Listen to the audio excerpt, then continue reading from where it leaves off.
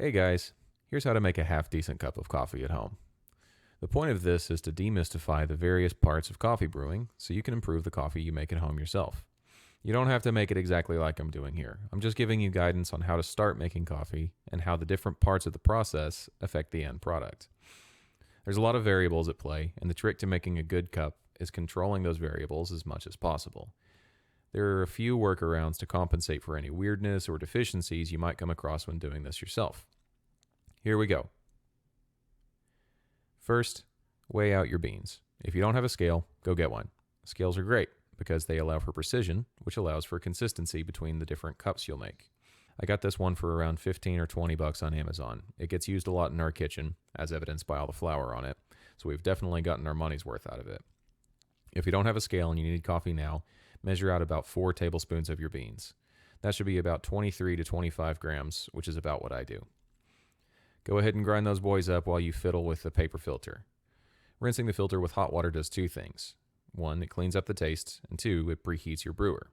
Temperature plays a big part in coffee brewing, so we like to get everything as consistent as possible. A big ceramic brewer like this sucks a lot of the heat from the water, so warm it up well. Dump your rinse water and then throw your freshly ground beans into your brewer. You'll want your coffee to be about as coarse as sea salt. Having fresh coffee that's freshly ground makes a world of difference. I'll leave it at that.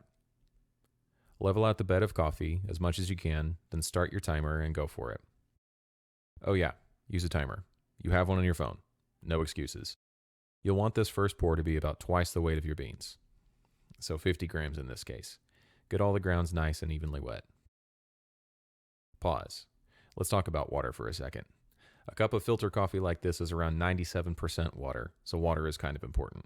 First, use filtered water. Not distilled, filtered. Or spring water. Whatever. If it tastes good by itself, it'll make your coffee taste better. Just don't do distilled. Second, you'll notice I have a fancy kettle where I can set the temperature to exactly where I want it. 205 degrees isn't some magical number, it's just a good temperature that works well for most coffees. You can just use water fresh off the boil from a regular kettle, which is what I did before I had this guy. Third, water is really neat in that there's a 1-to-1 ratio between its weight and volume when using the metric system. 50 milliliters of water weighs exactly 50 grams. Before I had my scale, I used a measuring cup that had milliliter markings on it and would keep track of how much water I was using volumetrically instead of by weight. Fancy tools like a variable temp gooseneck kettle and a digital scale are great, but not necessary. Good tasting filtered or spring water is necessary, however. Alright, back to it. Let that hang out for a little while, between 35 to 40 seconds, then slowly add your first full pour of 100 grams of water, bringing your total to 150 grams. You'll hear folks talking about concentric circles, pouring counterclockwise, whatever. The point is to be very even with where you pour your water, making sure to not overpour in some parts and underpour in others. Even distribution of wealth. Water. You'll notice I gave it a little shaky after this pour. That's supposed to level everything out. Don't go crazy. You only want to do that once, if at all. Okay, once the timer hits about 110, it's time for your second pour. Another 100 grams or 100 milliliters of water. Ideally slower and more gentle than what I do here. Why not pour in all the water at once? Again, consistency and evenness.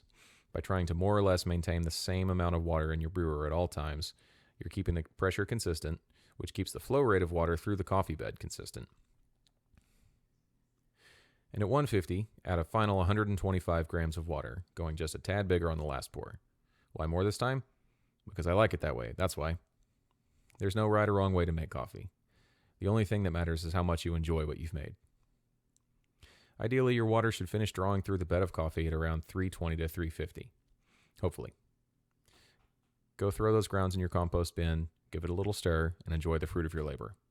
Thanks again to Grimm Coffee for this lovely washed Burundi I wanted to give away. They didn't know this, but Burundian coffees are among my favorite coffees, so this was a real treat.